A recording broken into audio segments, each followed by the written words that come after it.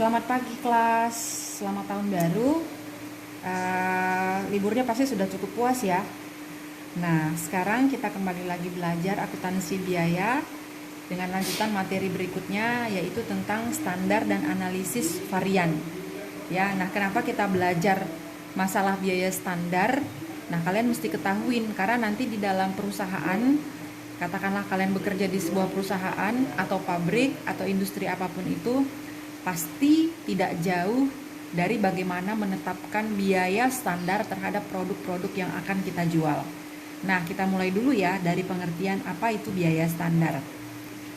Nah, biaya standar adalah biaya yang ditetapkan lebih dahulu sebelum proses produksi dimulai atau sebelum suatu kegiatan dimulai.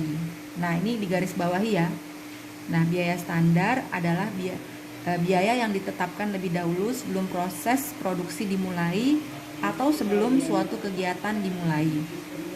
Standar dibuat berdasarkan kombinasi yang tepat antara pengalaman dan pengetahuan atau antara praktek dan teori. Pengalaman saja belum cukup untuk membuat standar yang baik, sebab pengalaman itu sifatnya sangat individual karena pengalaman setiap orang kan nggak sama. Pengalaman setiap bisnis atau usaha juga tidak sama. Jadi kita nggak bisa menentukan biaya standar terhadap produk kita berdasarkan pengalaman. Nah, pengetahuan atau teori saja juga tidak cukup untuk membuat standar yang baik, karena teori juga sifatnya ideal. Nah, standar mempunyai dua unsur fisik, volume kegiatan dan keuangan. Ya, volume produksi dan keuangan. Keuangan di sini adalah pendapatan dan biaya. Jadi untuk menetapkan standar dalam suatu kegiatan bisnis, kita harus mengetahui beberapa poin. Yang pertama, kegiatan penjualan terdiri dari volume penjualan dan harga penjualan. Yang kedua, kegiatan produksi yang terdiri dari standar, bahan bakunya, biaya tenaga kerja langsung, biaya overhead pabrik yang pastinya akan dihitung berdasarkan aktivitasnya masing-masing ya. Kalau dari bahan baku, kuantitas dan harga. Kalau dari biaya tenaga kerja langsung, jam dan tarif upahnya. Kemudian dari biaya overhead, kapasitas dan tarifnya. Kemudian yang ketiga, kegiatan usaha komersial yang terdiri dari standar. Nah, pastinya dalam setiap perusahaan nggak jauh dari kegiatan usaha komersial. Seperti bagaimana kita menetapkan berapa biaya pemasaran dan berapa biaya administrasi di perusahaan kita. Nah, kurang lebih ini adalah diagram ya, bagaimana hubungan antara manajer dengan penetapan standar dalam suatu perusahaan. Jadi, pengalaman dan pengetahuan ya, ini akan digabungkan untuk menentukan proyeksi atas kondisi bisnisnya. Jadi, tetap ya si manajer ini harus punya pengalaman untuk melihat atau menganalisis lingkungan dari dalam maupun dari luar perusahaan untuk menetapkan berapa standar pendapatan atau biaya dalam proses produksi di dalam perusahaannya. 2, 3. Ya. Nah, sekarang kita masuk ke jenis-jenis standar. Para pembuat standar pada umumnya menetapkan standar yang didasarkan pada pengalaman masa lalu atau data historis ya. Ya, karena dari historis kita bisa melihat kita bisa menetapkan proyeksi sebenarnya untuk ke depannya gitu. Jadi data-data pengalaman masa lalu atau data historis bisa kita olah secara ilmiah, kita sesuaikan dengan prediksi perubahan kondisi bisnis, ekonomi, sosial dan politik di masa mendatang sehingga bisa melahirkan jenis-jenis standar. Antara lain, 1, standar ideal. Nah, standar ideal ini atau standar teoritis itu menginginkan efisiensi ya. Efisiensi maksimum dan hanya bisa dicapai bila semua berjalan lancar ya dong. Kalau ideal itu berbicara tentang bisa dicapai apabila tidak ada kendala, apabila tidak ada masalah gitu dalam prakteknya. Yang kedua, standar normal. Nah, ini suatu tantangan yang bisa dicapai dalam kondisi bisnis dan ekonomi yang normal atau stabil. Kemudian yang ketiga, standar yang dapat dicapai atau currently attainable standard. Nah, ini diharapkan dapat dicapai dalam kondisi operasi yang efisien.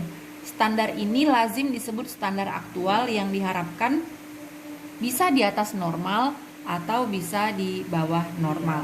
Nah, jadi apa sih gunanya kita belajar sistem biaya standar ini bagi anak akuntansi? Nah, kita kan setiap belajar itu mesti tahu ya, apa gunanya kita mempelajari suatu topik. Nah, Kegunaan standar itu tergantung pada kondisi bisnis.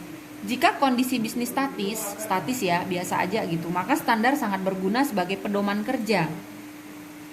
Nah, sebagai pedoman kerja. Tetapi jika kondisi bisnis mengalami perubahan cepat, misalnya kayak sekarang nih ya, lagi ada corona, kondisi setiap bisnis ini kan lagi kacau gitu. Tidak ada yang bisa memprediksi corona akan sampai kapan. Ini sangat berpengaruh juga terhadap daya beli masyarakat. Berpengaruh juga terhadap bagaimana perusahaan katakanlah memperoleh bahan bakunya, memproduksi produknya. Artinya ini juga terpengaruh terhadap kondisi kestabilan nilai tukar uang kita. Jadi ekonomi sekarang lagi goncang gitu kan. Nah, jadi apa dong fungsinya biaya standar? Ya, di sini bukan untuk pedoman kerja, tetapi pada hakikatnya di sini bisa digunakan untuk sebagai perencanaan, penganggaran, pengendalian, dan juga kalkulasi biaya produk. Nah, ini mesti kalian catat ya. Artinya kegunaan biaya standar dalam kondisi yang tidak statis seperti ini ya, itu bisa digunakan sebagai perencanaan, penganggaran, dan pengendalian kalkulasi biaya produk. Nah, standar akan banyak gunanya jika kondisi bisnis, sosial, politik, ekonomi stabil. Harga-harga tidak akan berubah secara signifikan. Jika kondisi bisnis, ekonomi, sosial, dan politik tidak stabil, maka standar kurang ada manfaatnya karena akan terjadi terus perubahan harga yang sangat signifikan, sehingga memang standar ini sulit digunakan. Jika standar perusahaan tidak fleksibel, maka manajer pelaksana akan frustasi melaksanakan program kerja yang telah diputuskan oleh manajemen puncak atau top management. Perusahaan yang baik adalah perusahaan yang memiliki standar yang fleksibel. Artinya, top management harus mengadakan perbaikan terus-menerus standar perusahaan agar dapat digunakan untuk membuat perencanaan, pengendalian, dan menghitung biaya produk secara akurat. Ya. Sekarang kita masuk ke analisis varian harga dan efisiensi. Biaya standar dibandingkan dengan biaya aktual melahirkan penyimpangan, ya, atau disebut dengan varian. Jika biaya standar lebih besar dari biaya aktual, ya, jadi biaya standar lebih besar dari biaya aktual, maka melahirkan varian yang menguntungkan, ya. Jadi kalau biaya standarnya lebih besar dari biaya aktual ini biaya yang terjadi ya, biaya yang sudah tergunakan gitu, ya. Lebih besar dia daripada aktual, maka kita untung. Tapi sebaliknya, jika biaya standar lebih kecil dari biaya aktual, maka melahirkan varian yang tidak menguntungkan. Nah, kalau bahasa Inggrisnya menguntungkan tadi favorable variance, kalau tidak menguntungkan unfavorable variance. Nah, di sini ada contohnya ya. Nah, sekarang kita masuk ke ilustrasi ya, contoh varian harga dan efisiensi PT ABC. Nah, kita perhatikan di tabel ini, tabel 91. Ini adalah tabel yang menjelaskan tentang harga pokok standar per unit, ya, harga pokok standar per unit, di mana normal kapasitas produksi yang dikeluarkan di perusahaan ini adalah 1000 unit. Ini ya, 1000 unit. Nah, di sini dikasih tahu biaya bahan langsungnya untuk 5 unit per 5 unit Rp1, ya. Nah, ini variable cost. VC ini variable cost ya. Biaya upah langsung 4 jam Rp1. Ini juga masih kategori variable cost ya, 4. Biaya overhead pabrik 4 jam Rp0,75. Nah, di sini variable cost-nya 3. TFC-nya 4.000. TFC itu ditentukan total fixed cost 4.000. Kemudian AFC-nya average fixed cost-nya 4. Dan average cost-nya 7. Nanti saya jelaskan ya ini angka-angkanya dari mana. Kemudian biaya pemasarannya, variable cost-nya 2, total fixed cost-nya 4.000, average fixed cost-nya 4, average cost-nya 6. Biaya administrasi, variable cost-nya 1, total fixed cost-nya 2.000, average fixed cost-nya 2, dan average cost-nya 3. Nah, ini jumlahnya ya, kita jumlahkan dari atas sampai ke bawah.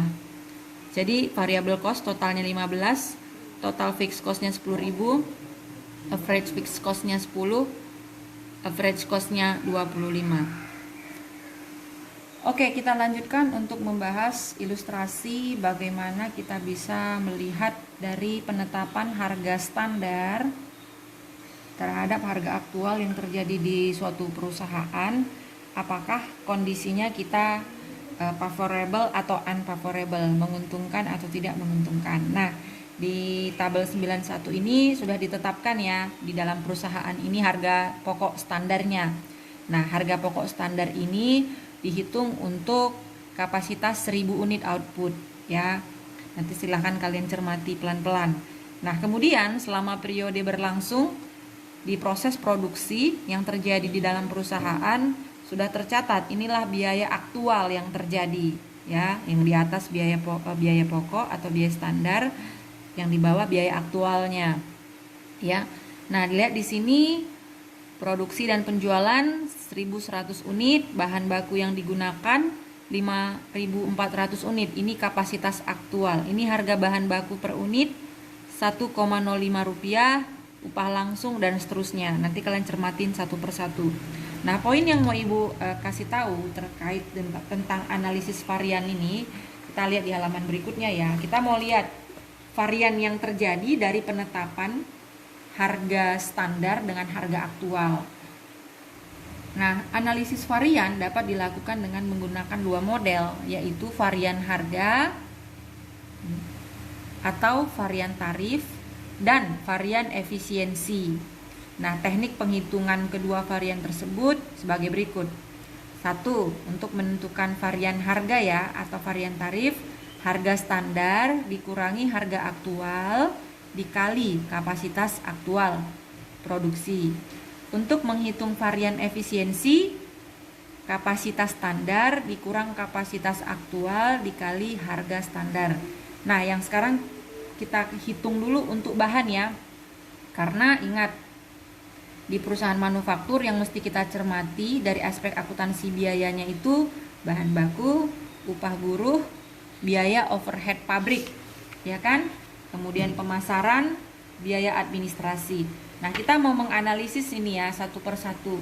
Apakah dengan penetapan biaya standar versus biaya aktual yang terjadi pada bahan,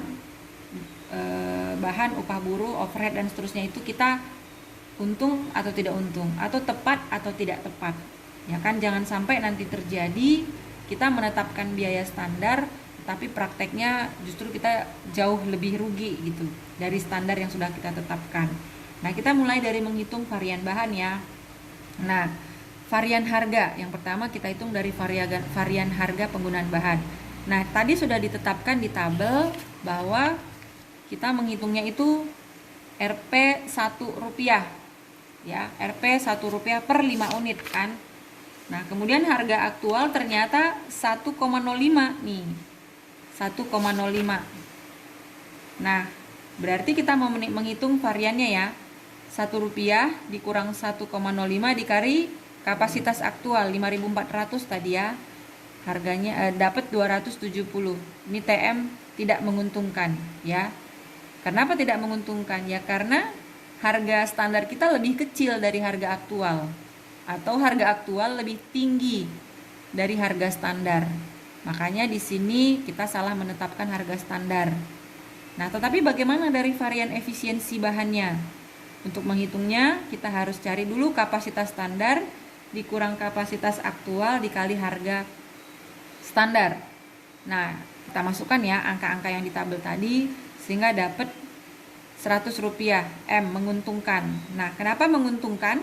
Karena kapasitas aktual lebih kecil dari kapasitas standar. Kapasitas standar dalam hal ini adalah input material yaitu 1100 unit kali 5, dan kapasitas aktual dalam hal ini adalah input aktual material yang digunakan dalam proses produksi. Nah, seperti itu ya cara untuk menghitung analisis varian untuk bahan. Nah, untuk upah buruh, biaya overhead, menguntungkan atau tidak menguntungkan, biaya pemasaran dan biaya administrasi, silahkan kalian cermatin satu persatu. Oke, demikian dulu ya materi yang Ibu antarkan pagi ini. Jikalau ada pertanyaan, kita bisa membahas di ruang diskusi. Terima kasih.